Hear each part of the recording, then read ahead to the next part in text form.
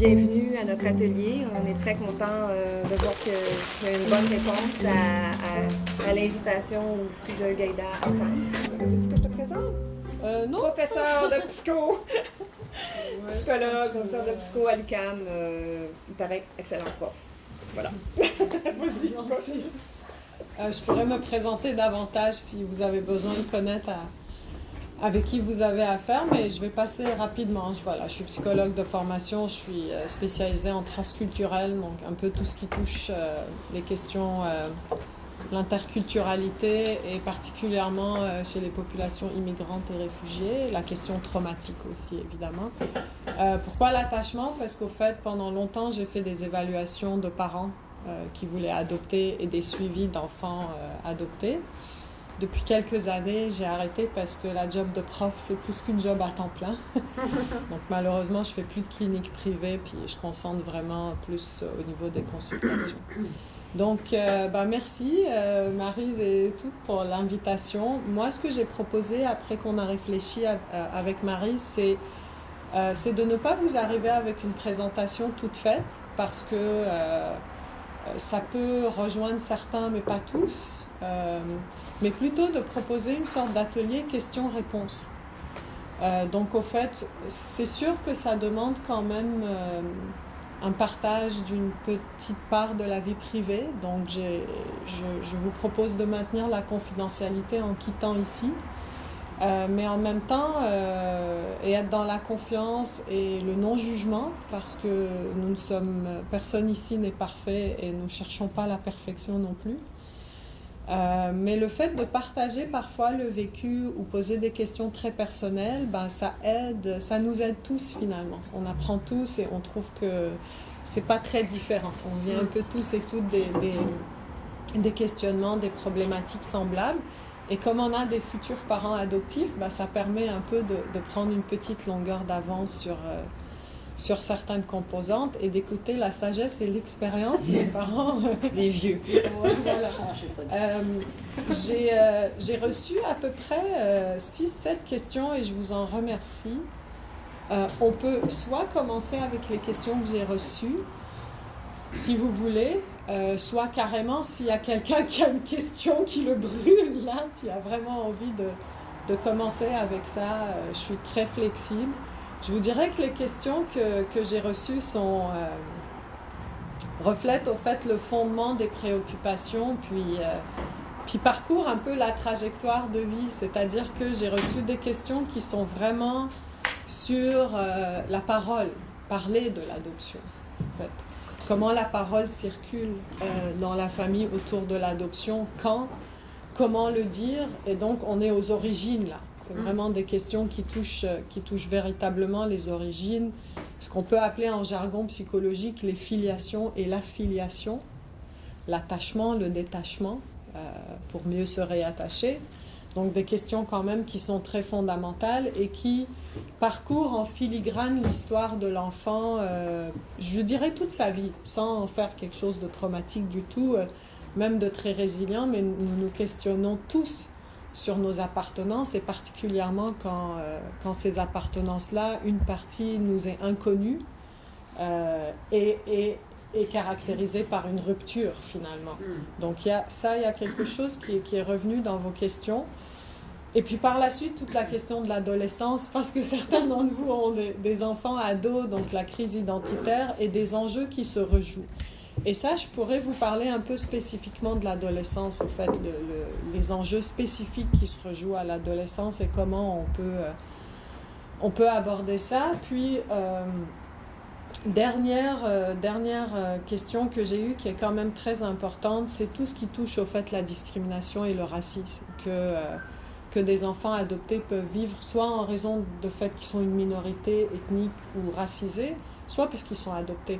Donc, au fait, ils vont vivre des formes de discrimination qui mettent en question la légitimité de leur appartenance finalement à leurs parents. Donc, c'est un peu le suc qui est sorti de vos questions. On pourrait, si vous voulez, commencer avec quelque chose comme ça. Mais je veux vraiment m'assurer qu'il n'y a pas un parent ou une parent ici qui sent qu'il y a vraiment une question qu'il qu'il faut poser tout de suite, avant de débuter? Bon, alors peut-être la première chose que je pourrais commencer à partir de vos questions, c'est la question la première, c'est-à-dire quand est-ce que je parle de l'adoption à mon enfant? Bon, c'est sûr que j'aimerais que ça soit ici dynamique, donc je sais que certains d'entre vous en ont déjà parlé. Si vous avez des enfants ados, j'espère que vous avez parlé de ça. Si oui, donc sentez-vous à l'aise quand même d'intervenir et de dire nous, ça s'est passé comme ça, ou j'en ai parlé par dose. La première chose que je pourrais commencer par vous dire, c'est que nous sommes le baromètre de nos enfants, et ça dans tout. Donc la manière dont on porte une parole envers notre enfant va influencer comment l'enfant comprend ce qu'on dit, mais aussi les émotions ou les affects qu'il va ressentir. Et quel que soit le sujet dont on va parler. Par exemple, on peut parler du cancer, on peut parler de la mort de façon tragique, de façon dramatique. Notre enfant va ainsi comprendre que la mort, c'est tragique, c'est dramatique. On peut parler de la mort calmement comme quelque chose qui fait partie de la vie. Peut-être qu'on a aussi des valeurs spirituelles où on veut dire à notre enfant qu'il y a une vie après la mort, etc. Notre enfant, il ne sera pas aussi angoissé de la mort que si on lui présente le tragique là-dedans. Autrement dit, imaginez-vous un peu comme un baromètre. La tension que vous mettez dans votre façon de porter une parole, votre enfant va percevoir cette charge affective et va se l'approprier comme étant la sienne. Plus il est petit, plus ça va être le cas. Très simple exemple, vous êtes avec votre enfant de 2 ans, il y a un adulte qui ne le connaît pas, qui l'approche. Habituellement, l'enfant va faire quoi avant de répondre à cet adulte? Il va vous regarder. Parce que vous êtes son baromètre. Il va voir la réaction sur votre visage. Si vous êtes souriant, vous discutez avec cet adulte, vous encouragez votre enfant qui vous fait à 100% confiance va dire mon parent fait confiance à cet adulte, je peux en faire confiance. Donc le message derrière ça, c'est à vous de prendre conscience finalement de votre propre positionnement affectif vis-à-vis de l'adoption. Pourquoi avez-vous adopté? Qu'est-ce que vous pensez qu'est l'adoption pour vous? Est-ce que vous vous positionnez comme sauveur de l'enfant?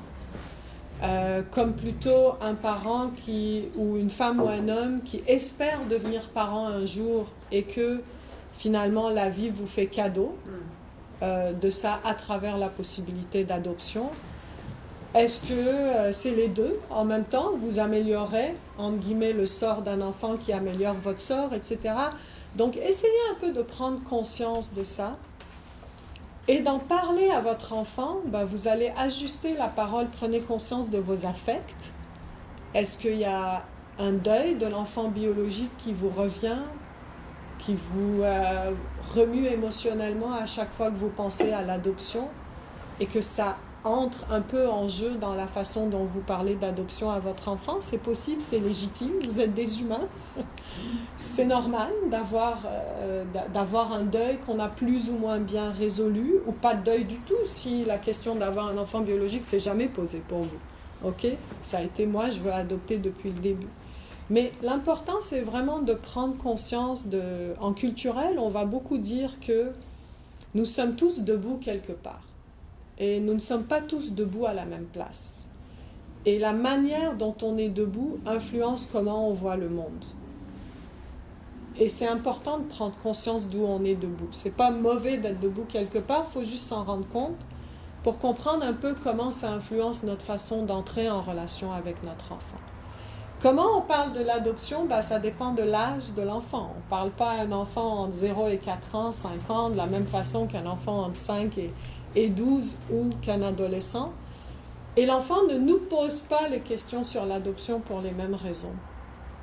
Habituellement, pour les plus jeunes enfants, les préscolaires, est-ce qu'on parle de l'adoption?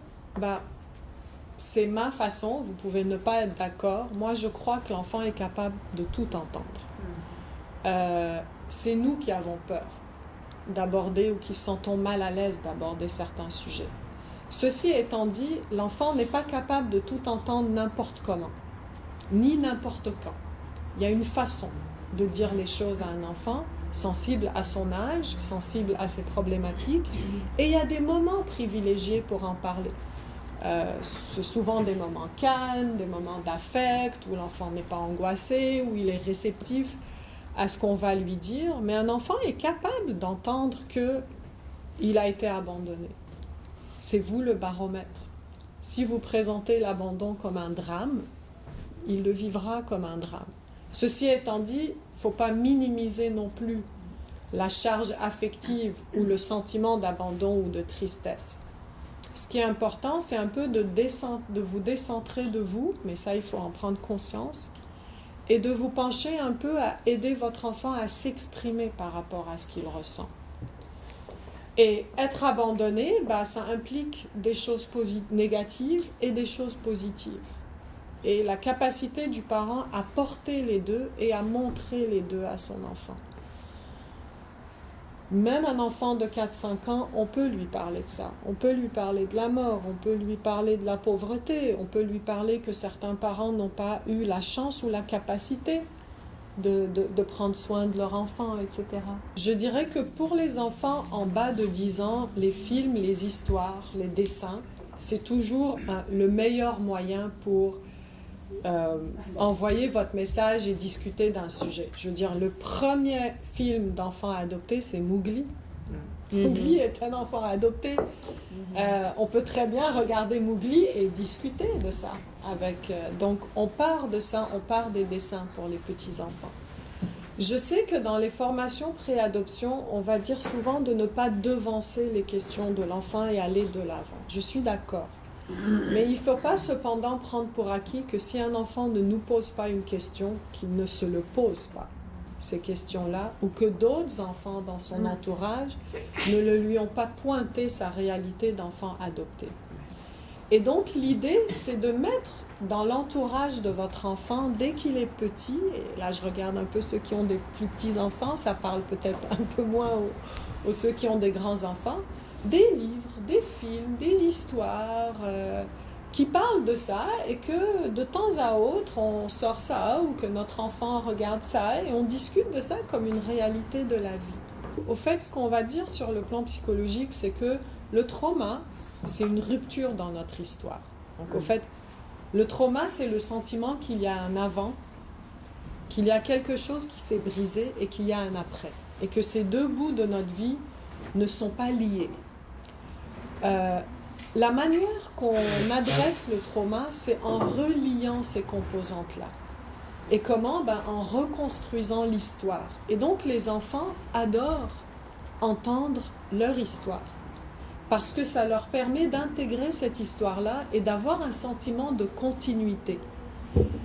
Il y avait une époque, quand on adoptait des enfants, on les renommait. Même parfois, on conseillait un peu aux parents de renommer un enfant au complet. Aujourd'hui, on dit, faites attention, si vous renommez un enfant, vous pouvez inclure quand même peut-être son nom d'origine qui lui a été donné parce que votre enfant a existé avant vous. Et si vous le renommez, assurez-vous qu'il n'a pas l'impression qu'il est né psychiquement avec vous parce que ça nie son existence passée. Et donc, ça ferme la porte à l'histoire. C'est comme si on n'a pas droit de... Je ne peux pas penser mon existence avant, ok? Je ne suis pas en train de dire que tous les parents qui ont renommé leur enfant, c'est ça ce que ça a produit comme effet. Oui. On dirait que ma fille, c'est exactement ça qu'elle fait. Parce qu'elle avait quand même 3 ans quand je l'ai eue. Puis, c'est comme si elle n'avait pas existé avant. Comme en maternelle, le prof lui avait demandé de dessiner où elle était avant sa naissance. C'est là que tout a commencé. Puis, elle a dessiné un avion. Le prof a dit, vous voyez, elle ne comprend pas. J'ai dit, non, c'est vous qui ne comprenez pas.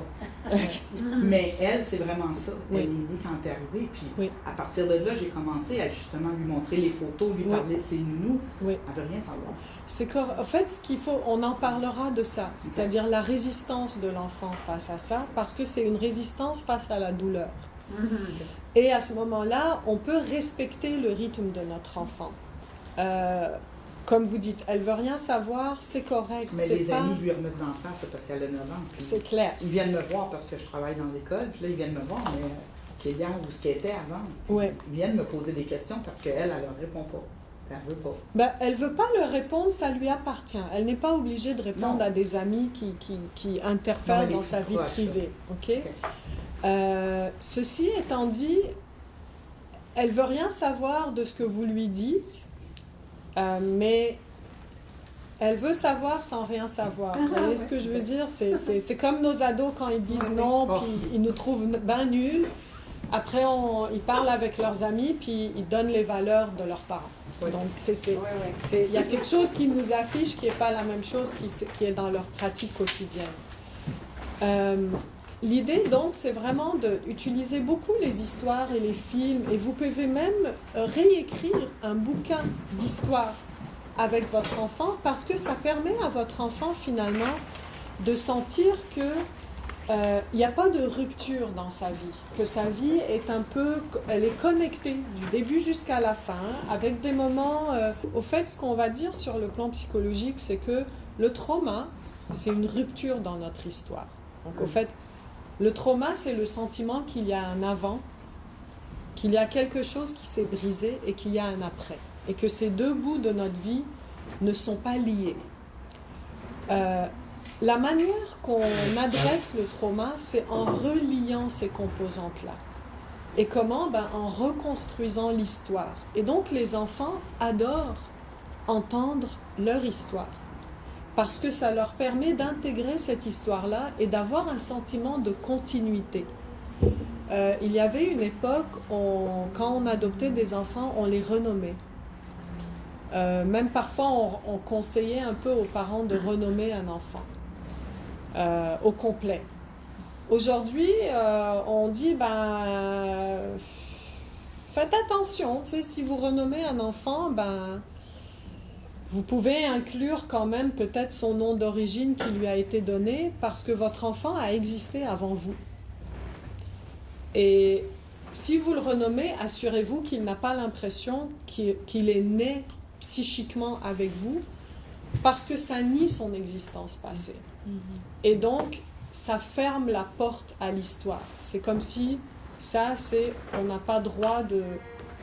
Je peux pas penser mon existence avant, ok? Je suis pas en train de dire que tous les parents qui ont renommé leur enfant, c'est ça ce que ça a produit comme effet. L'idée, donc, c'est vraiment d'utiliser beaucoup les histoires et les films, et vous pouvez même réécrire un bouquin d'histoire avec votre enfant, parce que ça permet à votre enfant, finalement, de sentir que il n'y a pas de rupture dans sa vie, que sa vie elle est connectée du début jusqu'à la fin, avec des moments plus faciles, plus difficiles, plus joyeux, plus tristes, mais que la vie c'est comme une mer, hein, ça monte, ça descend, ok, des fois ça déborde, comme les inondations qu'on a aujourd'hui, des fois la digue à l'intérieur ne tient pas, et là c'est notre rôle de venir aider notre enfant à trouver des moyens pour contenir ce débordement. Donc, si on prend l'exemple de l'enfant qui ne veut pas entendre ou qui ne veut rien savoir, ça ne nous empêche pas quand même d'en parler de temps à autre à petite dose, mais aussi de faire sentir notre enfant qu'on est là. Parce que ce qui se passe dans le quotidien, c'est que dans le quotidien, on est plus dans la gestion avec notre enfant que dans la réponse aux besoins, entre guillemets. C'est normal parce qu'on est tous pris dans le brouhaha du quotidien. Et que quand l'enfant a tendance à être opposant ou à être très confrontant ou plus dans la tristesse, mais surtout dans la confrontation parce qu'on a plus de difficultés avec la colère, parce que la colère inclut une forme de rejet et qu'on est hypersensible au rejet, on a tendance à répondre au comportement. Ce que je vais vous demander, c'est plutôt de regarder ce qu'il y a derrière.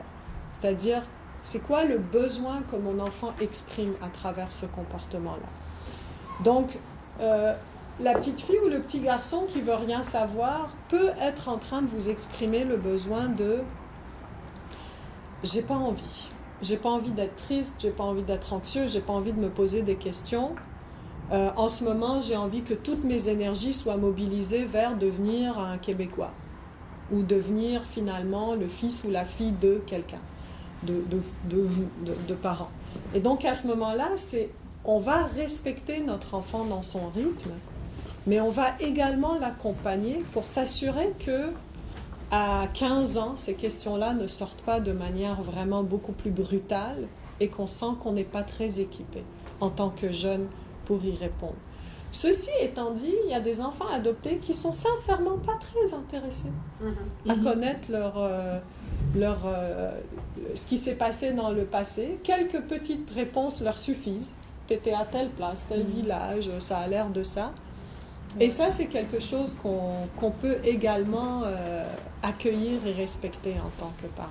Vous dites qu'il y a des enfants qui sont peu intéressés à savoir ce qui s'est passé avant, mais si un enfant veut rien savoir, on peut suspecter qu'il y a un nœud en arrière de ça. C'est possible. C'est possible. Oui, oui, absolument. C'est-à-dire, c'est à vous un peu de vous poser la question, est-ce que sa réaction, c'est défensif, au fait, parce qu'il ne veut pas, ou est-ce que je sens sincèrement que c'est pas quelque chose qui, en ce moment, dans sa vie, le questionne. Il est plus intéressé par le soccer, et ses amis à l'école, et il a un groupe d'amis avec lequel il se sent bien, à l'aise. Ça va. Et la question va surgir à un moment donné, plus tard. Soit par un voyage, donc très sublimé, intellectualisé, puis c'est correct, ça vient vraiment nourrir quelque chose au niveau des origines, entre guillemets, soit plus tard à l'adolescence, à 10-12 ans, ou d'une autre façon. Là. Donc, juste partager, il y a eu une série d'émissions à Radio-Canada Première les vendredis soirs dans les dernières semaines avec des adultes adoptés. Puis il y en a plusieurs qui ont dit que l'intérêt pour leurs origines a ressorti quand eux sont devenus parents. c'est clair. La naissance de leur bébé, puis le qu'est-ce que je transmets à cet enfant. Fait que s'il n'y a pas eu d'intérêt, d'envie de discuter, c'est comme elle dit, ça va sortir. Et c'est correct, ça sort plus tard. C'est pas, on doit pas forcer notre enfant dans quelque chose. Donc, au fait, la question, c'est quand notre adolescent, par exemple, demande à aller rencontrer ses parents biologiques, qu'est-ce qu'on fait? Est-ce que c'est une bonne chose d'aller essayer de retracer les origines du parent biologique ou non? La première question à se poser, à aider notre enfant à comprendre, c'est pourquoi. C'est-à-dire, qu'est-ce qui l'intéresse dans aller chercher les parents biologiques d'origine? Est-ce que parce qu'il se pose plein de questions, la curiosité, il veut savoir dans quel village, il veut connaître... donc, est-ce que c'est une sorte de curiosité de son historicité de ses origines, ou est-ce que c'est plutôt une sorte de fantasmatique finalement, de retrouver un lien idéalisé que l'enfant sent qu'il n'a pas ici. Okay? Et il faut dire que l'enfant qui sent qu'il n'a pas de lien idéalisé, ça ne veut pas dire qu'il n'a pas un bon lien, mais c'est que l'enfant adopté, étant donné qu'il a une autre option de filiation comparativement à l'enfant biologique, c'est facile pour lui et elle de construire un lien idéalisé aux parents biologiques dans lequel il se refuge dans ce lien-là quand il est enragé contre vous. Et c'est correct.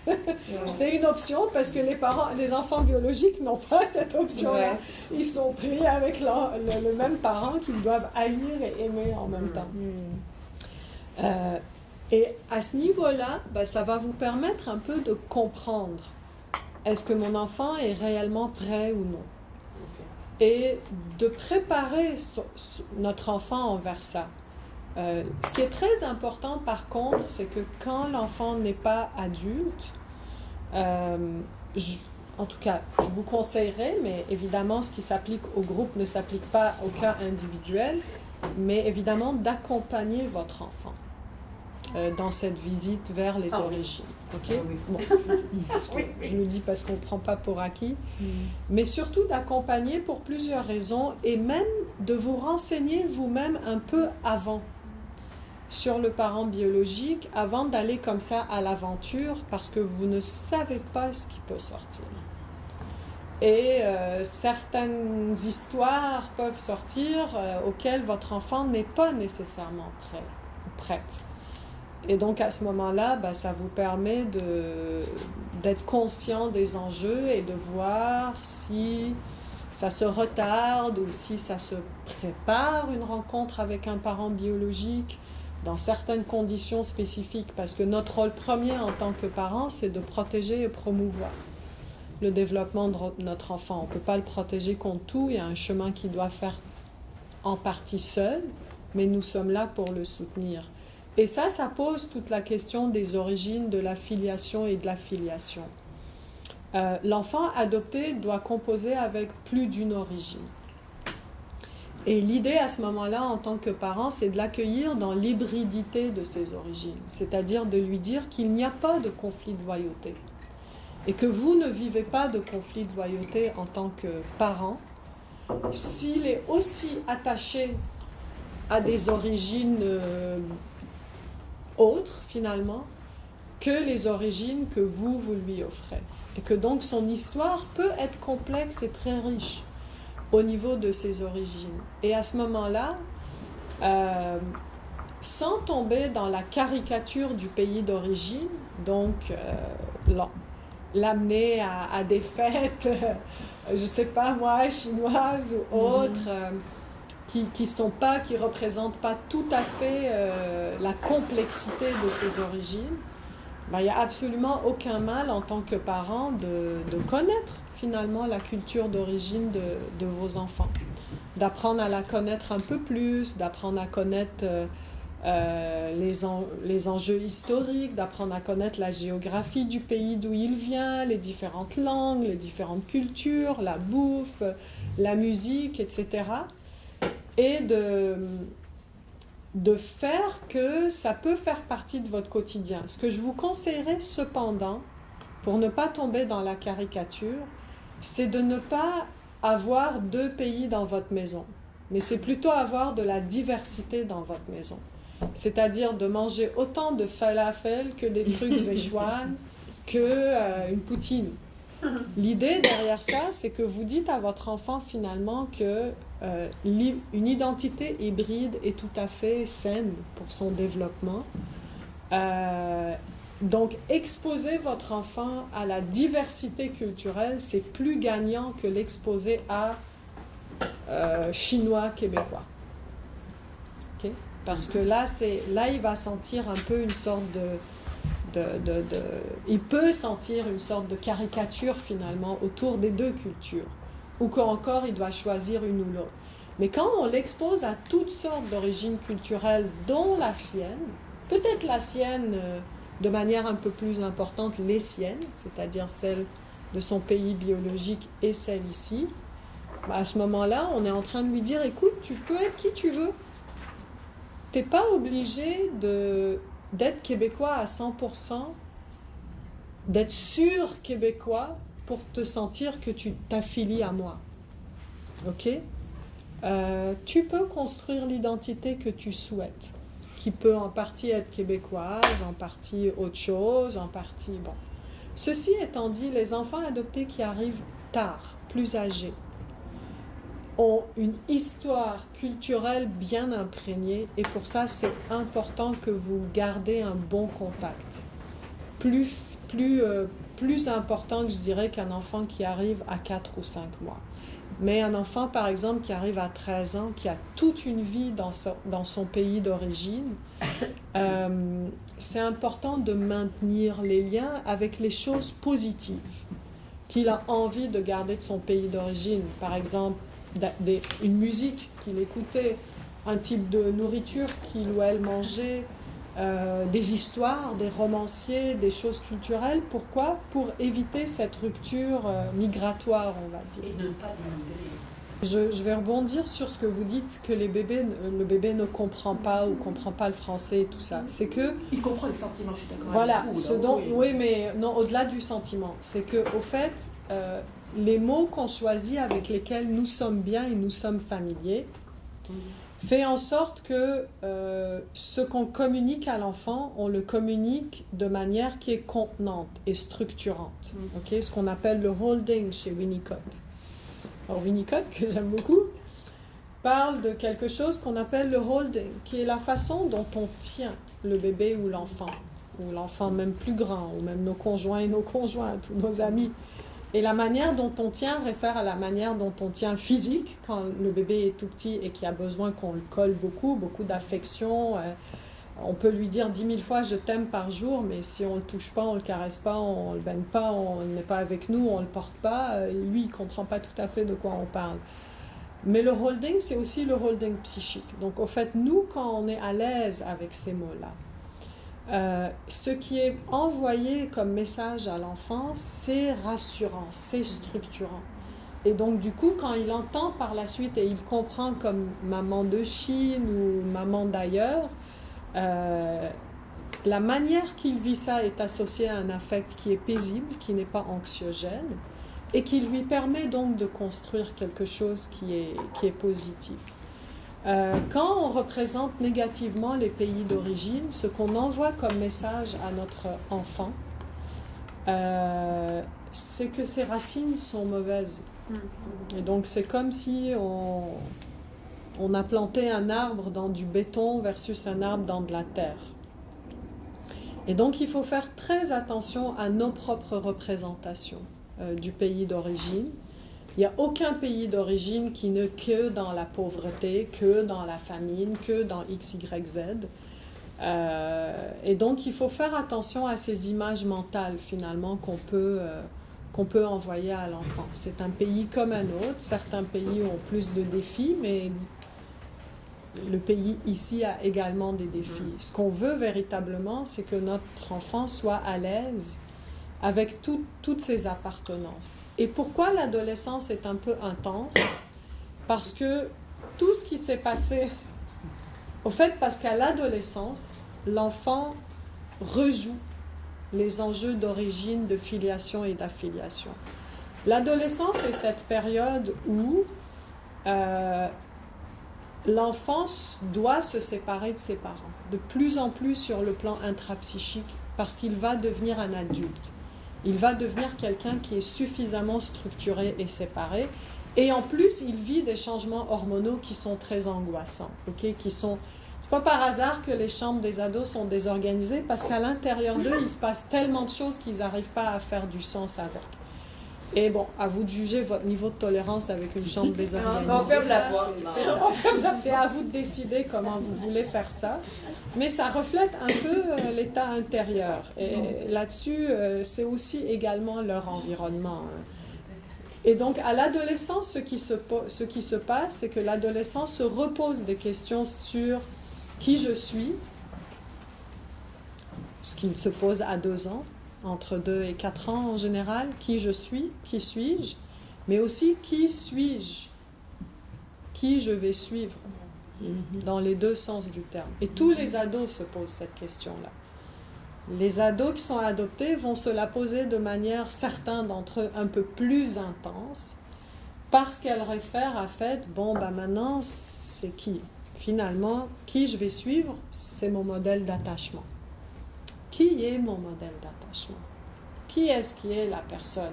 Et c'est là où les questions d'origine, de filiation, donc à qui j'appartiens, mais d'affiliation, c'est-à-dire les liens que je construis, pas juste les liens avec lesquels je viens, vont se questionner, vont se poser. Et l'idée, c'est permettre à notre adolescent de sentir qu'il peut jouer de manière créative avec toutes ses appartenances, mais que la nôtre soit une appartenance qui est contenante et suffisamment ouverte. Et que sa colère, son angoisse, ses questionnements sont accueillis, parce que ce qu'on veut éviter, c'est la 3e solution identitaire. Donc, je me souviens d'une jeune qui avait dit, qui était adoptée de la Chine, et qui avait dit « Je ne suis pas québécoise, je ne suis pas chinoise, moi je suis japonaise ». Et donc pour elle, ça c'est très correct, elle avait choisi au fait d'appartenir identitairement à la culture japonaise parce qu'elle était en rejet envers ses origines, bon, vu une situation particulière qu'elle vivait, mais aussi par rapport à ses parents adoptants. Elle était dans une situation de rejet, elle vivait de la discrimination, donc c'est difficile d'appartenir au Québec quand le Québec nous violente. C'est ça le racisme et la discrimination, c'est ça l'impact, au fait, ça vient menacer directement. C'est pour ça qu'on veut lutter contre la discrimination et le racisme, parce que la discrimination et le racisme viennent directement attaquer l'affiliation identitaire au milieu dans lequel on appartient, en envoyant le message qu'on ne veut pas de toi. Et donc la personne choisit une troisième identité japonaise, c'est super. Le problème, c'est que parfois vous avez une troisième identité qui est plutôt celle d'une gang de rue ou d'autres choses, et c'est ce qu'on veut éviter un peu chez nos adolescents. Donc, patience, parce que les enjeux identitaires d'appartenance et de filiation se rejouent de manière très intense au niveau de l'adolescence, et l'adolescent va questionner et tester ce lien-là. Ce qui nous nécessite un peu de respirer et de renforcer le lien et de retramer l'histoire.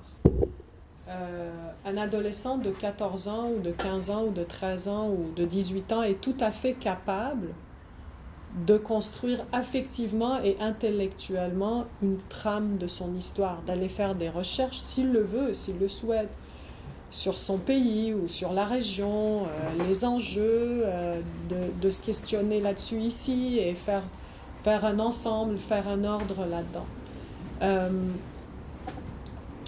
Je pense que ce qui est important de réaliser, c'est que la question d'appartenance et d'adoption va tout le temps être en filigrane.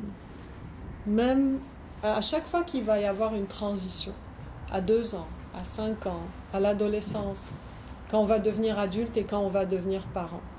Mais c'est pas dramatique, c'est pas grave. De toute façon, c'est des questions qu'on se pose de toute façon, qu'on soit adopté ou non. Et là, c'est un peu à nous de voir notre ouverture et notre accueil et notre accompagnement. Finalement, c'est à notre enfant ou à notre adolescent de faire le chemin, mais nous, on peut l'accompagner dans certaines choses et d'être très honnête dans quoi on ne peut pas l'accompagner. C'est une possibilité, ça, c'est quand votre enfant demande vraiment de connaître la personne, le parent biologique, entre guillemets. Okay? Mais parfois, la demande de l'enfant ne va pas si loin que ça. Quand il vous demande comment c'était ou c'était qui, il ne veut pas nécessairement connaître trop de détails. Je vais revenir là-dessus, au fait, peut-être que ça va vous aider. C'est que l'enfant préscolaire, quand il pose des questions sur ses origines, il ne cherche pas à avoir trop de détails. Il veut juste être rassuré. Il veut être rassuré que vous l'aimez, que vous n'êtes pas là pour lui, que vous êtes son parent. Okay? Et il veut peut-être avoir quelques éléments qui sont de nature positive souvent. Okay? Tu viens de tel pays, c'est là sur la carte, il fait super beau, tu sais ce qu'on a mangé l'autre jour, bon, etc. Des choses juste qui lui permettent de développer une sorte d'imaginaire qu'il est une bonne personne, qu'il n'a pas été abandonné parce que c'est un mauvais enfant, dans ce sens-là, et veut être rassuré. Okay? C'est la même chose que quand un enfant va demander, le petit Ariel a disparu, est-ce que quelqu'un est kidnappé, est-ce que quelqu'un va me kidnapper, maman? Ce qu'il veut savoir, c'est pas l'historique de c'est quoi un kidnappage. C'est maman va tout faire pour que ça n'arrive pas. Okay? Je te laisse pas seule, je t'accompagne, etc. Puis parler de la peur. Quand vous avez un enfant plus âgé, donc adolescent qui commence à se poser des questions sur ses origines, il n'est pas rendu nécessairement à vouloir faire une recherche pour les connaître, mais plutôt il veut savoir ce que vous savez. Et ça, on peut honnêtement dire qu'est-ce qu'on sait, qu'est-ce qu'on ne sait pas. Quand l'enfant vous pose une recherche, vous fait une demande de recherche d'origine, et qu'il a 15-15 ans, à ce moment-là, ça veut dire que c'est une question qui le tracasse de manière importante, qu'il se pose de manière importante, et qu'il a une certaine curiosité qui va aller, Et notre rôle, c'est de l'accompagner là-dedans, en essayant de le protéger. Donc c'est en ce sens-là que je disais de faire une recherche pour avoir des éléments. Et surtout pour l'enfant qui cherche à connaître des origines et veut rencontrer le parent biologique, d'en savoir juste pour s'assurer comment on peut le protéger s'il découvre. S'il est un enfant issu d'un viol, est-ce qu'à 16 ans, on est capable de gérer cette information-là? OK. Donc c'est pour ça que je dis qu'en tant que parent, c'est important qu'on aille de l'avant par rapport à des types de questions aussi étroitement liées à connaître vraiment l'origine et rencontrer vraiment mon parent biologique. C'est un peu dans ce sens-là. Quand votre enfant fait une recherche et accède à des portes fermées où il n'y a pas d'information, ce qui est important de discuter avec votre enfant, c'est que les informations factuelles, ok, c'est cool, c'est important, c'est bien que tu saches, c'est bien qu'un enfant sache, par exemple, s'il le cherche, là, le nom de sa mère biologique, etc. Mais ce qui est le plus important, c'est comment il souhaite construire son histoire personnelle. Et donc, pour ça, on n'a pas besoin d'énormément. Si on est bloqué dans l'accès à l'information, on n'a pas besoin de s'acharner à aller chercher des informations factuelles. On peut construire une histoire. À partir de quelques informations, on peut construire une histoire. Notre enfant peut construire son histoire qui peut avoir des petits trous, dans le sens de petites choses qui sont inconnues, mais qu'il souhaite par la suite rêvasser, surtout quand il est plus petit, pour imaginer qu'est-ce que ça peut être. Et ce qui est important quand ils sont plus petits, c'est qu'on l'aide à imaginer des choses positives, des choses qui sont constructives, qui sont agréables pour son identité. Et des choses positives, ça ne veut pas dire nier les choses négatives. Je vous donne un exemple personnel. J'ai vécu 18 ans de guerre civile. Et ma fille, à un moment donné, quand la guerre d'Irak et de Syrie a commencé, elle a comme pris conscience et elle m'a dit « Maman, tu as vécu la guerre ?» J'ai dit oui, mais elle n'a pas trop d'idées c'est quoi. Et puis elle m'a dit, est-ce que des enfants sont morts? J'ai dit oui, bien sûr, dans la guerre des enfants meurent. Et elle m'a dit, est-ce que tu as vu des enfants mourir? J'ai dit oui, j'ai vu des enfants mourir. Et là, elle a commencé un peu à pleurer, puis j'ai senti finalement que et évidemment, vous ne pouvez pas dire ça et laisser votre enfant là-dedans. Mais il ne faut pas lui dire « c'est pas grave, des enfants meurent tous les jours ». Non, c'est grave et elle est en contact avec une tristesse, étant un enfant elle-même qui s'imagine qu'un autre enfant ne vit pas, et meurt. Et par la suite, on a discuté, elle et moi, pour que je lui montre qu'est-ce qui peut être positif dans une guerre. Okay? Puis je dis toujours en rigolant, on met du caca dans nos champs pour faire de la salade. Fait que du caca, ça ne doit pas être si mauvais que ça. Il y a des choses positives qui peuvent pousser de là. C'est le même principe avec le yin et le yang. Le cercle blanc dans le noir, ça veut dire que du trauma peut naître quelque chose, une énergie qui est très positive. Je vous dirais que ça dépend vraiment de l'enfant, ça dépend du contexte et c'est pas c'est pas votre responsabilité. C'est pas, je dis pas ça pour qu'on tombe dans une culpabilité du parent adoptif qui n'a pas réussi. C'est sûr que ça fait partie de leur histoire, ça fait partie de leur vécu. Ça peut être vécu comme étant traumatique à manière différente. Je pense que le message qui est important que je veux vous envoyer, c'est que c'est pas tant qu'il y a trauma, mais c'est qu'il y a un enjeu dans son histoire de développement qui va ressurgir à plusieurs moments dans sa vie, à chaque fois qu'il va être dans une transition développementale. Et une transition développementale, on en a jusqu'à notre mort, quand on devient parent, quand on devient grand-parent, etc. Et cet enjeu-là va ressortir, qui est l'enjeu de l'abandon, de l'origine, de la filiation, donc des liens qui nous ont été donnés à notre naissance, et de l'affiliation, donc des liens que nous construisons tous les jours. Et ces enjeux-là vont se rejouer de manière plus ou moins traumatique pour différents enfants. dépendamment de ce qu'ils ont vécu, du contexte, de leur accueil. Maintenant, vos enfants adoptés ne sont pas que juste adoptés, c'est aussi des jeunes. Tu sais, il faut pas... Ben, c'est le fruit de ce Leur qu'on vit identité n'est pas juste l'adoption. Je Non. veux dire, si vous la mettez au centre de votre relation avec votre enfant, bah, ça va être le marqueur identitaire qu'il va avoir. Si vous ne mettez pas l'adoption comme au centre, mais comme un des enjeux à traverser à votre enfant, comme quand il a une peine d'amour, bah, ça devient quelque chose qui fait partie de son histoire, mais pas le point focal de toute son identité, au fait, de toute son histoire, de toute sa trajectoire. Ils mettent le point sensible. C'est ça. Et pour les enfants adoptés, le point sensible, c'est l'adoption. Pour certains, c'est pas l'adoption. Il y a des enfants adoptés qui vont pas mettre ça de l'avant à l'adolescence. Ce qui est important de se souvenir, mais je veux pas non plus dramatiser par rapport à ça, mais parce que vous ramenez la question de l'adoption, c'est que les enfants, avant 3 ans, avant 2 ans, on se souvient pas de grand-chose en termes de souvenirs de l'événement. Et même nous, peut-être la semaine dernière, on a oublié ce qu'on a fait. Hier même, ok. Par contre, ce qu'on n'oublie pas, c'est l'affect. C'est l'émotion. L'émotion nous marque. Okay? Et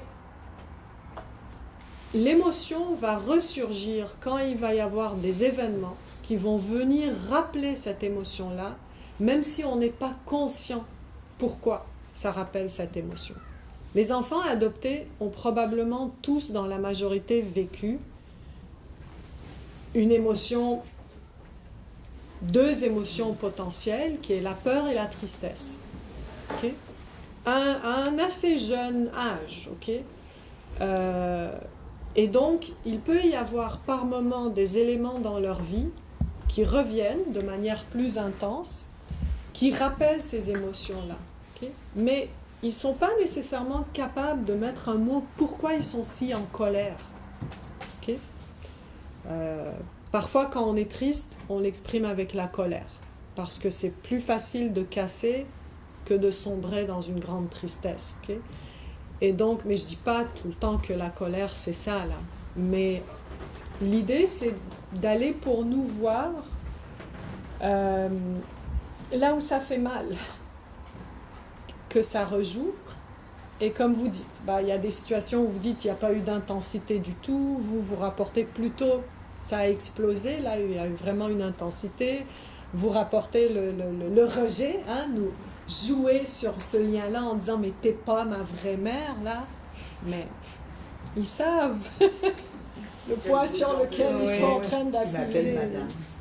Puis on peut aussi le pairer avec d'autres mots qui ont une connotation plus positive, comme le don. Abandon, il y a le don dans l'abandon. Et donc, on peut de nouveau présenter il y a toujours le bon, et c'est l'intrication finalement du bon et du mauvais, je ne veux pas dire mauvais, parce que ce n'est pas toujours mauvais d'abandonner, mais de dire que dans l'abandon, il y a un don. Okay? Il y a un don qui n'est pas nécessairement peut-être à l'enfant, mais à vous, en réalité. Okay? Et ça, on peut travailler ça, mais c'est ce que je disais quand je référais au baromètre, c'est qu'ils vont le sentir si on est très mal à l'aise avec un mot, et si on le nie, ce mot-là, ce que certains enfants, pas tous, vont recevoir, c'est qu'on nie leur vécu. C'est qu'on n'est pas en mesure de reconnaître et de porter l'intensité de leur vécu.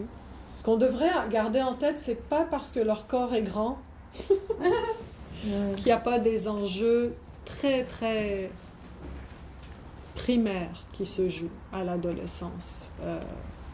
Donc, au fait, la question, c'est un enfant jeune, 6-7 ans, qui a envie de retourner dans son pays natal. Est-ce qu'il y a une contre-indication? Je dirais que si vous faites un voyage de vacances en famille dans ce pays-là, je ne vois pas de contre-indication à retourner dans un pays qu'elle connaît, ou qu'elle sent, ou qu'elle s'imagine, ou qu'il y a quelque chose dans l'inconscient, si elle est arrivée très jeune, qui est là. Vous partez en vacances, en famille, et au contraire, au fait. Le retour avec vous lui permet de vous réinscrire dans son historicité, à elle. C'est Ok? bien ça. Parce qu'elle est venue ici, chez vous. Mais que vous alliez là-bas, ça dit que cette possibilité de voyager, cette possibilité de s'approprier l'espace, elle est là. Donc son histoire devient intriquée. Et c'est sûr que ça va beaucoup l'amuser, vous voir là-bas. Puis bon, comme quand on fait un voyage en vacances, c'est sûr qu'en vacances avec nos enfants, on ne va pas n'importe où dans le pays non plus. On choisit des situations où on profite. Là. On est en vacances, on n'est pas exposé à des choses terribles, horribles. En tout cas, quand on va dans une idée d'aller en vacances, c'est ça qu'on a en tête. Et donc, non, il n'y a absolument aucun problème à retourner là, comme on même retourne. par exemple à l'orphelinat, parce que nous, on a beaucoup cultivé des photos, des vidéos. On sentait que c'était très sain pour elle de reparler des gens avec qui elle était à l'époque, qui ont pris soin d'elle. Et je sais qu'elle aimerait en revoir certains, mais c'est pas une obsession du tout, là. C'est juste que je pense que si on était dans cette ville-là, ça nous semblerait étrange de ne pas aller saluer, par exemple, l'infirmière qui prenait bien soin d'elle. Est-ce que... peut-être que, je sais pas, c'est ça, on se questionne quand même. Son expérience. Oui, puis après je parlerai. Ouais. Moi, la première fois, je suis retournée, j'allais 2 fois en Asie avec mes filles. La première fois, la plus vieille avait 6 ans, puis on est allé à son orphelinat. Exact. Il y avait des gens qui nous disaient mauvais plan, d'autres gens qui nous disaient bonne idée, mais j'avais plus de mauvaises idées que de bonnes idées quand j'en parlais autour de moi. Puis ça a été finalement une très belle C'est une expérience. bonne Je me idée. suis à mon instinct. Oui. Puis on l'a fait de façon, je pense 6 ans, c'était en fait un bel âge parce qu'elle n'était pas encore self-conscious. Exact. Elle n'était pas en train de elle était juste là. Elle était juste là, puis ça l'a vraiment ça n'a pas été vraiment. Exact. On a eu une autre visite à l'âge de 11 ans. Mes filles avaient 11 et 9 ans quand on est retourné en Asie, puis on avait fait les 2 pays, là, la Chine et le Vietnam. Puis à 11 ans, ça a été plus difficile, parce que là, elle s'était mis dans l'idée qu'elle allait retrouver sa mère biologique. En fait, je ne vous raconte pas tout le scénario parce que ça serait long, mais ça a été beaucoup plus difficile, mais je dirais pas que ça a été négatif quand même. Il y a eu beaucoup de bonnes choses qui sont sorties de ça quand même. Puis, c'est ce que vous dites, c'est idéalement ce qu'on pourrait conseiller aux parents. C'est de faire un voyage dans le pays d'origine quand les enfants sont jeunes s'ils peuvent, parce que ça permet justement cette continuité. Et c'est très amusant pour l'enfant de vous voir chez lui initialement, on va dire, parce qu'il est chez lui ici aussi. Puis comme vous dites, les enfants qui sont petits ont une capacité ils n'ont pas d'a priori sur ce qu'ils voient. Okay? Contrairement à quand on va dans l'adolescence et là on est dans le cognitif et on analyse et on fait des liens avec ça. Puis un enfant de 4 ans voit un oiseau mort, il voit un oiseau mort. Okay? Après, il voit les gens pleurer. Il ressent en contact avec sa tristesse, mais il est capable de reconnaître cette réalité-là.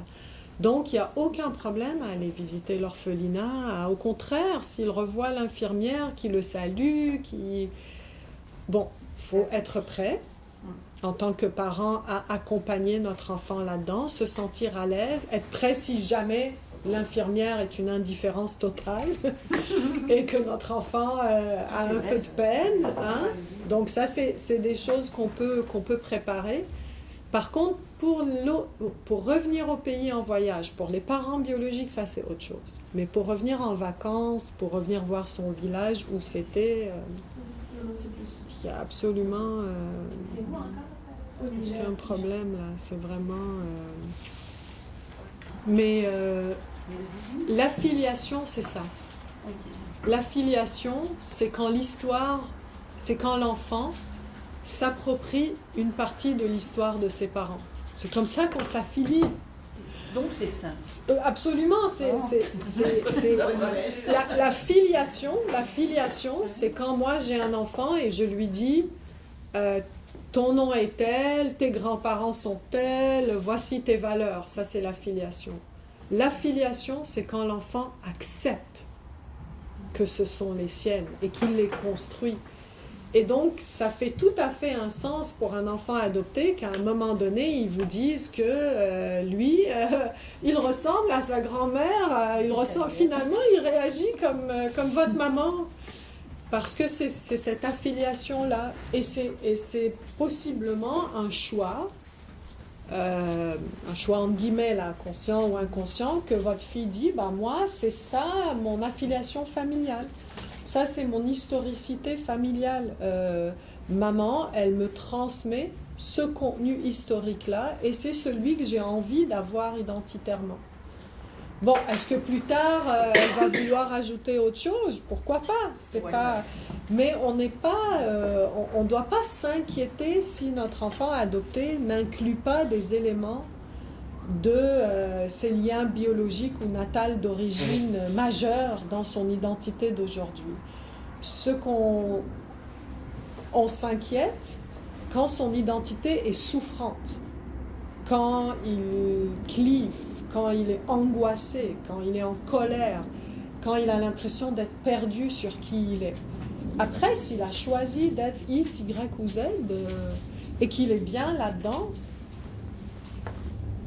c'est comme les études dans l'immigration qui démontrent qu'une identité qui est assimilée, donc ce qu'on ne cherche pas idéalement là chez les immigrants, ce n'est pas une identité qui est souffrante.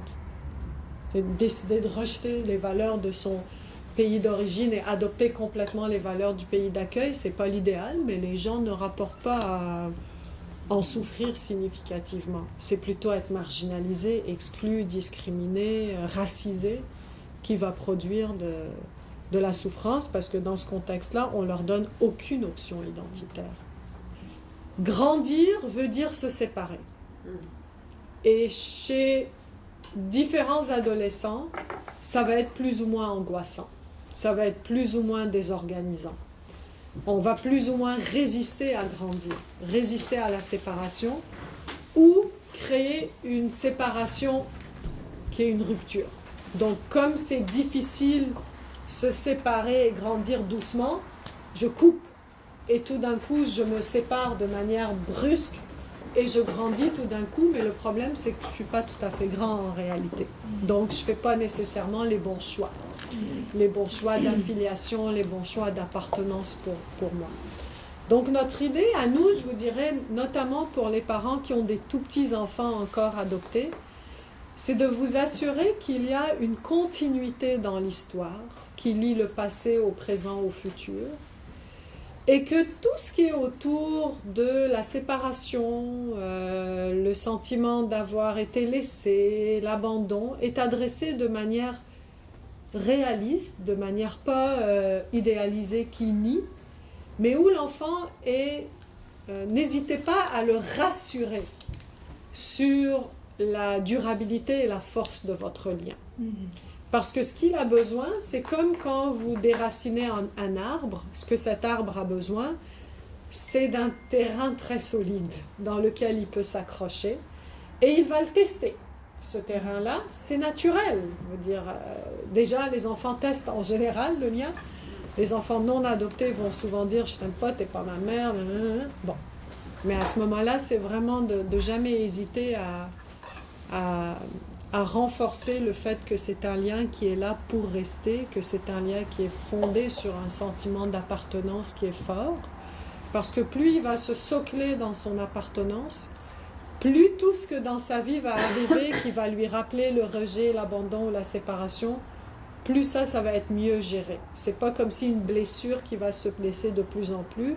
Au contraire, c'est quelque chose qui va être de plus en plus facile à gérer. Mais ça se prépare dès le jour 1. Okay? Oui. Donc le mail, il n'apparaît pas tout d'un coup. Il se construit, il reçoit des coups. Et ce n'est pas votre faute si ça ne marche pas.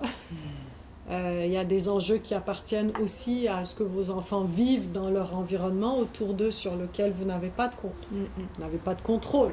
Vous avez la capacité de recevoir et d'aider votre enfant à cheminer là-dedans. Mais je vous dirais, s'il y a un fil conducteur pour vous qui est important, c'est sécuriser le lien.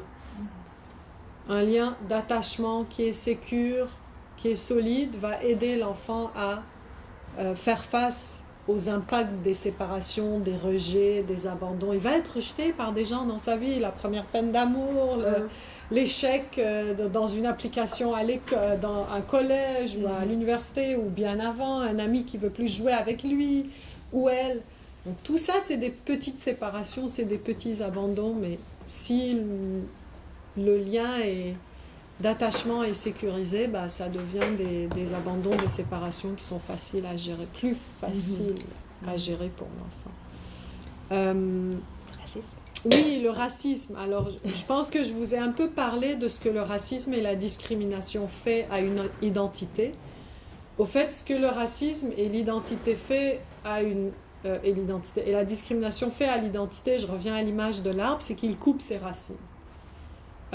Et donc, d'ailleurs, en sciences sociales, vous savez que quand on fait des recherches, étant donné la nature des sciences sociales, il n'y a pas de variable, on va dire, il n'y a pas donc de phénomène que les recherches ont réussi à prouver un lien de cause à effet. C'est tout le temps ce qu'on appelle des corrélations. Je ne sais pas si le terme dit quelque chose pour vous, à part la discrimination et le racisme. La discrimination et le racisme sont les seules variables en sciences humaines pour lesquelles l'effet causal sur les problèmes de santé mentale a été prouvé. Donc aujourd'hui, on sait que le racisme et la discrimination affectent la santé mentale des individus et causent des troubles de santé mentale. Pas juste affectent et pas juste corrélés, elles causent des troubles de santé mentale. Je vous dirais qu'un des principaux rôles qu'on a en tant que parents, particulièrement d'enfants adoptés, et encore plus si c'est des enfants adoptés qui appartiennent à des minorités racisées, c'est-à-dire des minorités qui ont été qualifiées par la société majoritaire comme appartenant à une race spécifique, même si l'enfant lui-même ne s'est jamais identifié comme faisant partie de ce groupe-là ou de cette race-là. C'est pour ça que j'utilise le terme racisé.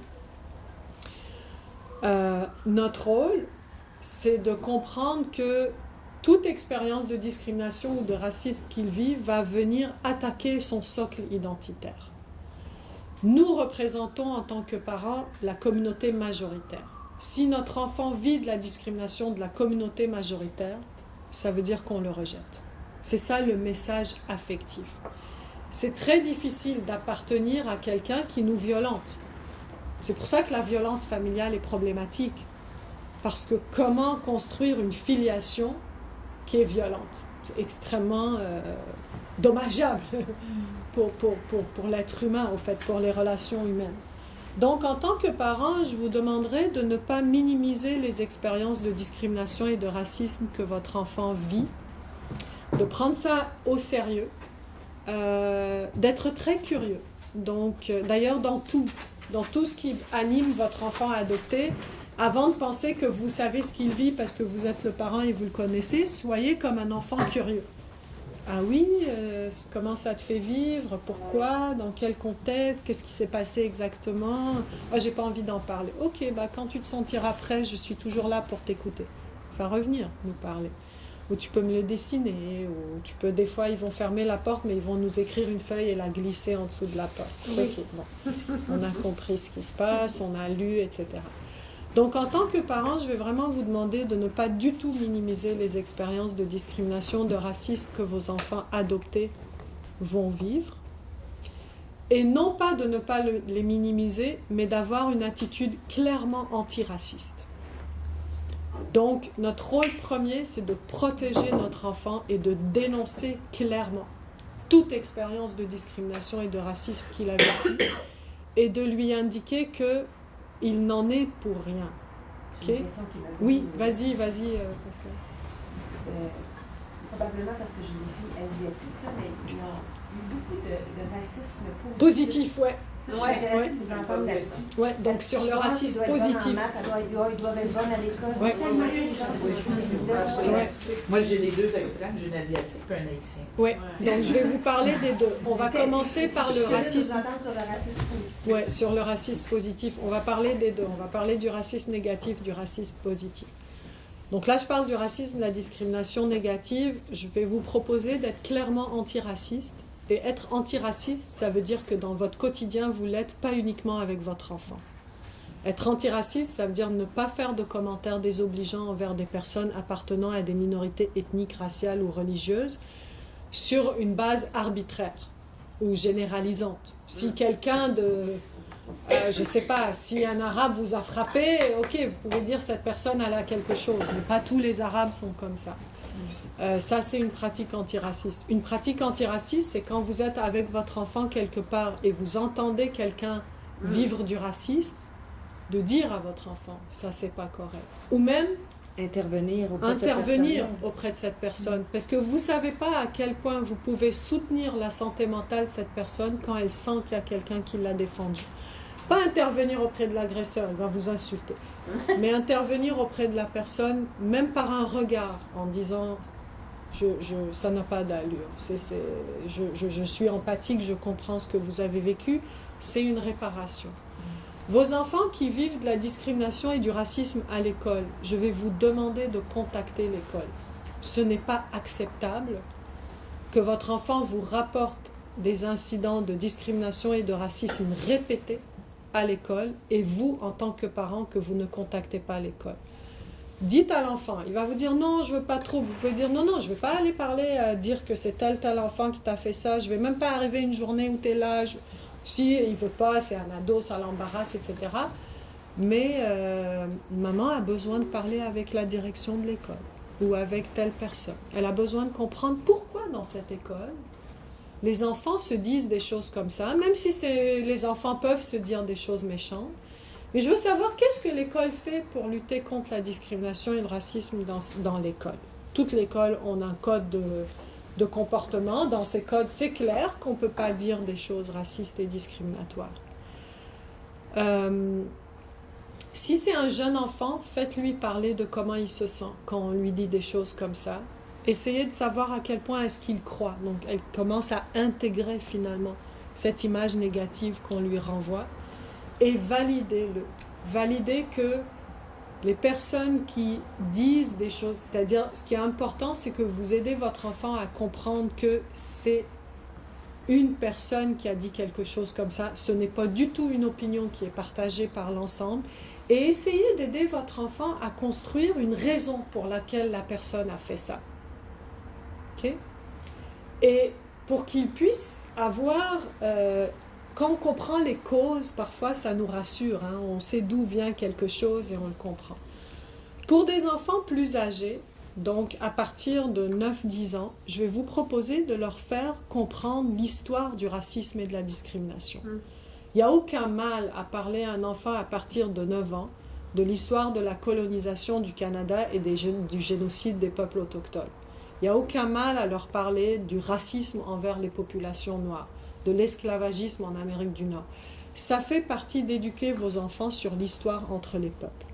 C'est pas dramatique, c'est pas la fin du monde, ça dépend comment vous présentez ça. Mais votre enfant qui est noir, par exemple, à qui on dit t'es comme de la merde ou te ressemble à de la merde, ben, l'enfant blanc ou de n'importe quelle autre origine qui dit ça à l'enfant noir, c'est pas par hasard. Il est en train d'aller chercher un signifiant historique qui est lié à l'esclavagisme, qui est lié à l'oppression des peuples noirs, et il est en train d'utiliser ça. Un enfant de 13 ans, 14 ans est tout à fait capable de comprendre ça. Les ados sont capables de faire des projets politiques, historiques, géographiques impressionnants. Utilisez ça dans ce sens-là, dans un sens constructif, de dire, tu sais quoi, on va faire un projet de recherche ensemble. Puis on va aller à la bibliothèque, là, toi et moi, puis c'est quoi les questions qui te brûlent, là? On va aller fouiller, puis on va regarder. Ou encore, ça tombe qu'il a un projet à l'école, bah, tu as envie de le faire sur tel sujet. À partir de 10 ans, ils sont capables de comprendre des enjeux quand même assez complexes sur les relations entre les peuples, et ça leur permet au fait, ça leur permet au fait de dépersonnaliser la chose. C'est-à-dire de dire, c'est pas parce que moi, Jérémie, c'est quelque chose que je partage avec des dynamiques de relations humaines. Bon. Et donc, peut-être que je devrais plutôt qu'avoir de la peine, être un peu en colère que cette chose-là existe et essayer, à ce moment-là, si vous sentez que votre jeune vit beaucoup de colère ou beaucoup de tristesse, je vais vous demander de lui proposer de s'engager dans une action citoyenne adaptée pour son âge. Même s'il a 9 ans, il peut faire un petit projet. S'il a 14-15 ans, il peut décider d'écrire un article dans le journal de l'école. Pourquoi? Parce que ce qu'on veut, c'est que cette réaction-là de discrimination et de racisme ne brise pas le lien avec la société ou la famille, mais qu'il est capable de prendre ça comme dans les arts martiaux. On n'attaque jamais, on ne dépense pas d'énergie, on utilise la force de l'attaque et on la tourne. Au fait, on épuise l'adversaire. Et la même chose, donc on utilise cette énergie négative et on s'engage comme citoyen positif, okay? Où on fait une action qui a un impact. Ça va beaucoup valoriser l'estime de soi de votre enfant. Et il va sentir qu'il contribue à améliorer sa société. Ça va continuer à lui faire mal s'il reçoit des commentaires, mais il va les recevoir complètement différemment. Je ne sais pas si ça vous aide par rapport à ça. C'est difficile parce qu'entre parents et enfants, on a de la difficulté dans les frontières. C'est-à-dire qu'est-ce qui m'appartient, qu'est-ce qui appartient à mon enfant, puis c'est correct, à un certain degré. C'est des cercles qui sont en intersection, pas qui sont fusionnés l'un dans l'autre, ni qui sont complètement séparés. Mais... Et les enfants discutent de questions de comment ça se fait que tes parents n'ont pas la même couleur de peau que toi, etc. Et ça leur fait poser des questions. Pour les enfants, au niveau du racisme, pour les plus jeunes, ce qu'on peut leur expliquer, c'est toute l'illusion du mot race. C'est-à-dire qu'on peut leur dire, il y a une époque, les êtres humains, il y a des personnes qui ont pensé que la couleur de peau, ça voulait dire qu'on appartenait à une race, puis qu'une race, ça voulait dire qu'on avait des caractéristiques. Mais aujourd'hui, les études, les grands scientifiques, tu sais, les messieurs qui travaillent dans l'hôpital ou dans telle place, ils ont fait plein d'études, puis ils ont découvert que la race, c'est rien. C'est quelque chose qui n'existe pas. Qu'au fait, les êtres humains se ressemblent beaucoup et que des êtres humains de la même couleur de peau peuvent être beaucoup plus différents que deux personnes de couleur de peau différentes. Les enfants sont capables de comprendre la petite génétique, il y a des livres pour ça. Donc au fait, on éduque, on démystifie, on lui prépare à comprendre et un jour elle va aller à l'école, c'est un exemple niaiseux là, mais quelqu'un va lui dire elle veut lui faire un commentaire raciste, puis elle va répondre, mais de toute façon je sais que ça n'existe pas, par exemple, ok? Mais l'idée c'est que on peut lui expliquer ça, c'est pas, et si elle en ressent de la tristesse, elle en ressent de la douleur, on accueille cette douleur, cette tristesse-là. Si nous, on est triste en lui parlant de ça, il n'y a pas de problème. Il ne s'agit pas de cacher notre émotion. De toute façon, ils le sentent. Mais il s'agit de le dire et dire que c'est la nôtre. Pourquoi tu pleures, maman? Parce que je me sens triste quand quelque chose comme ça arrive. Ou encore parce que je me sens impuissante. J'aimerais que ça n'arrive pas. Mais des fois, ça arrive quand même. Et quand vous montrez à votre enfant que vous êtes en contact avec votre émotion et que vous ne projetez pas votre émotion sur lui, votre enfant va être mieux en contact avec ses propres émotions. Et il va savoir aussi que vous êtes un être séparé, que vous avez une existence, que vous partagez des choses, et vous pouvez lui dire, c'est maman qui est triste là, toi, tu me sens pas triste ou tout ça. Donc vous pouvez même différencier verbalement votre émotion de celle de votre enfant. Mais vous avez droit d'être touché, vous avez droit d'être en colère, d'être triste. Votre enfant a besoin de sentir que vous êtes un humain, que vous n'avez pas toujours, que le mât il tient, mais il y a des moments, que le mât est conscient qu'il y a une tempête de véritablement, s'il vous plaît, ne pas silencier les expériences de racisme et de discrimination. Je ne peux pas répéter à quel point l'impact est destructeur pour l'enfant.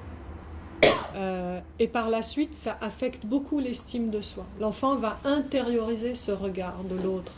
En fait, si je tombe dans quelque chose de plus philosophique, c'est l'autre qui nous définit. C'est le regard de l'autre. Okay? Et nous, on veut protéger nos enfants d'un regard qui les définit comme étant des bons à rien. Et notre rôle, c'est de leur montrer qu'on sera là pour les défendre. À 7 ans, à 8 ans, ils ne peuvent pas se défendre tout seuls. Parfois, je travaille avec des personnes qui ont vécu des agressions sexuelles et ce qui leur fait le plus mal, c'est l'agression, mais c'est surtout qu'un parent ne les a pas crus. Qui fait encore plus mal parfois que l'agression elle-même. Pourquoi mon parent ne m'a pas cru? Pourquoi mon parent ne m'a pas défendu? Okay? Et donc, vous êtes en droit de défendre votre enfant quand il vit une expérience de racisme et de discrimination et que votre enfant sache que vous faites tout ce qui est capable, sans devenir hystérique et aller cogner à la porte du voisin qui a fait ça. Ben, quoique des fois. Mais pour la discrimination positive, son effet est un effet qui est moins destructeur directement pour la valeur propre, mais qui est comme un effet d'étau. En fait, un peu comme la sensation finalement que je dois entrer dans cette zone-là ou ce rôle-là, et que je ne peux pas être valorisée identitairement que si je le suis. Un peu par image, et je ne porte pas un jugement envers ça, mais un peu par image parfois quand des parents insistent que leur enfant devienne par exemple ingénieur et médecin et ne peut devenir autre chose que ça, et n'est valorisé que s'il devient. Et là vous allez avoir des enfants qui vont devenir médecins, mais à 40 ans, ils laissent tomber puis font complètement ce qu'ils ont peut-être voulu faire, ou qui finissent par aimer ça puis ils disent mon parent avait raison, tant mieux. Ils font toute leur vie sans aimer ça. Mais ouais, ou ça. Mais l'idée, c'est vraiment cet impact d'étau dans lequel, d'image finalement, dans lequel l'enfant sent qu'il doit entrer. Et l'idée, c'est qu'il faut éclater cette discrimination positive. Donc, au fait, tu peux être adoptée chinoise et être vraiment nulle en maths. Voilà. Et c'est pas un problème. Ça vient pas avec ton pedigree d'enfant. Ça existe. Il y a aussi une autre expression que j'ai déjà entendue. Je sais pas il est quelle heure et mes parents m'ont dit quand j'étais petite que j'ai avalé une radio et ils ont 3h10. Je parle sans arrêt. C'est bon. Mais On est là, on peut en prendre encore un petit il y a peu. une expression que j'ai déjà entendue et je veux pas juger non plus, mais j'ai déjà entendu des enfants adoptés asiatiques me dire qu'on leur dit qu'ils sont comme une banane. Ah ouais. Ouais, c'est une expression. Qui sont jaunes à l'extérieur, mais blancs à l'intérieur. Ok. Je ne veux pas juger ça, mais ce que je veux dire est très jugeant, c'est de la colonisation psychique. Dire ça. Expliquer. Colonisation psychique. C'est dire à l'enfant que tu as de la valeur quand culturellement, psychiquement, tu es construit comme un blanc. Ben non, une banane, c'est plutôt jaune à l'intérieur et un peu plus jaune à l'extérieur. Donc, il faut vraiment faire attention à ces messages subtils qu'on peut envoyer à l'enfant et comprendre que, mais ça c'est mon dada transculturel, comprendre qu'on est tous porteurs d'enjeux de pouvoir qui traversent notre société entre des groupes et on ne veut pas reproduire ces enjeux-là dans la relation avec notre enfant, mais on ne veut surtout pas cautionner que notre enfant subisse ces mêmes relations de pouvoir-là, juste de par le fait qu'il est adopté ou qu'il n'a pas la même couleur. Donc là-dessus, je vous demande vraiment d'être beaucoup plus engagé en tant que citoyen, de pas juste recevoir l'émotion de votre enfant, mais de combattre ce phénomène. Comment on approche quelqu'un qui fait un commentaire raciste? On a su comment on approche la personne qui le subit, mais la personne qui le fait. Je vous dirais, la première initiative, c'est l'éducation. C'est-à-dire, c'est d'éduquer l'empathie, aller chercher l'empathie chez la personne. Et l'empathie commence un peu en éduquant, c'est-à-dire en disant « Qu'est-ce que tu penses que ça lui fait comme impact d'entendre ça ?» Bon, si l'empathie n'est pas là, bon, c'est une blague, ben voyons donc, je ne pense pas vraiment.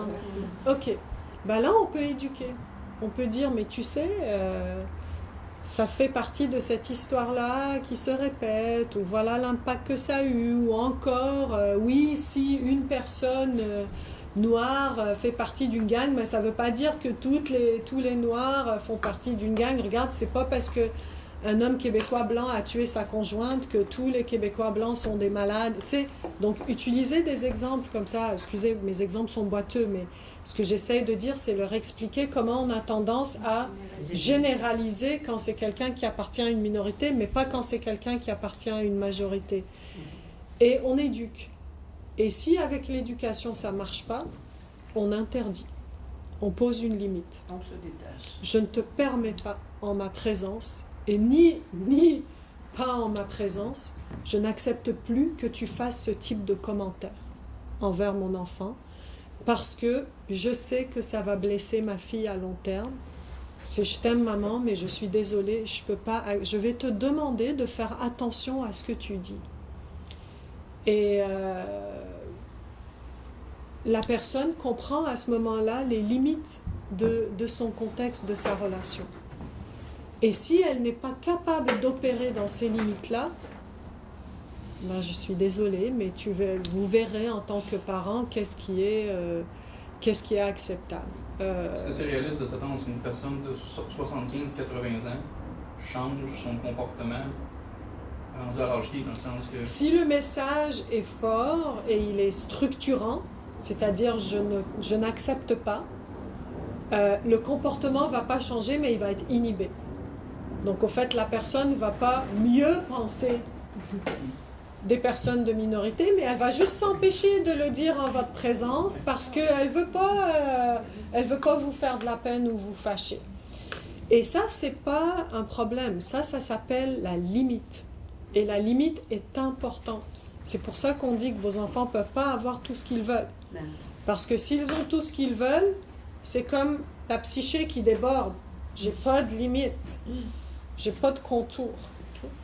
Et vous imposez une limite, quitte à ce que vous soyez toujours présent. Si vous ne faites pas confiance et vous avez l'impression que la personne va dire des choses en votre absence, et votre enfant ne va pas le dire qu'elle a dit des choses en votre absence parce qu'il ne veut pas lui faire de la peine ni à elle ni à vous, donc il va rester avec son secret, ben vous êtes présent. C'est efficace et prenez cette recommandation au-delà de l'adoption dans votre propre milieu de travail, dans votre propre... Des fois, on justifie des comportements inacceptables des autres envers nous. Il faut mettre des limites. Plus on justifie, plus on donne du lousse aux gens. De nous harceler ou de nous... c'est comme s'ils ont le feu vert. Ben, à un moment donné, quand on éduque et ça ne marche pas, ben, on met le feu rouge. Puis on dit... C'est là que ça s'arrête. Est-ce que c'est mieux d'être préventif ou d'agir sur le fait? C'est mieux d'être préventif et d'agir sur le fait quand il se produit. Les deux. Les deux. Et vous allez voir, peut-être que ça va changer, peut-être que non. Moi, j'ai déjà reçu un commentaire de quelqu'un qui m'a dit « Je pense pas mieux des Arabes, mais je dirai plus des commentaires. » Je dis « c'est parfait. » Pense ce que tu veux dans ta tête. Ta liberté de croyance et de pratique au Canada. Mais attention, quand ta liberté violente autrui, non, c'est plus de la liberté, là, c'est de la haine. Ça marche pas. Oui, et vous réagissez avec votre enfant. C'est-à-dire après, en marchant dans l'épicerie, si votre enfant a entendu, vous pouvez dire, t'as entendu ce qu'elle a dit, la dame? Ouais, qu'est-ce que t'en penses, toi, de ce qu'elle a dit? Ah ben, vous faites élaborer votre enfant avant de lui donner une réponse, parce qu'il faut l'aider à développer ses valeurs, ses pensées, sa résolution de problèmes, tout ça. Et après, vous dites votre opinion. Moi, je trouve que ça n'a vraiment pas de bon sens. Faites très attention à justifier, parce que quand vous justifiez, il y a une grande différence entre comprendre une violence et justifier une violence. Comprendre une violence, c'est comprendre pourquoi elle est là, d'où elle est venue et quelles en sont les conséquences. Justifier, c'est dire, c'est pas grave, il était saoul, il avait bu, c'est pas ce qu'il a voulu vraiment dire. C'est pas vrai. C'est pas vrai. Dans le fond, c'est... Parce que ce qu'on envoie comme message quand on fait ça, c'est qu'on est en train de dire à notre enfant, la blessure que ça t'a provoquée, ce n'est pas très important. Okay? Tu acceptes, c'est rien, subis et accepte. Et l'agresseur, il va toujours avoir une raison. Comme ça, quand on a un chum quelques années plus tard qui nous traite de folle, on se tait parce qu'il y a eu une mauvaise journée. Je voulais juste vous remercier de votre temps. Il fait beau dehors. Puis, bonne continuation dans vos projets. Alors, merci beaucoup. Merci.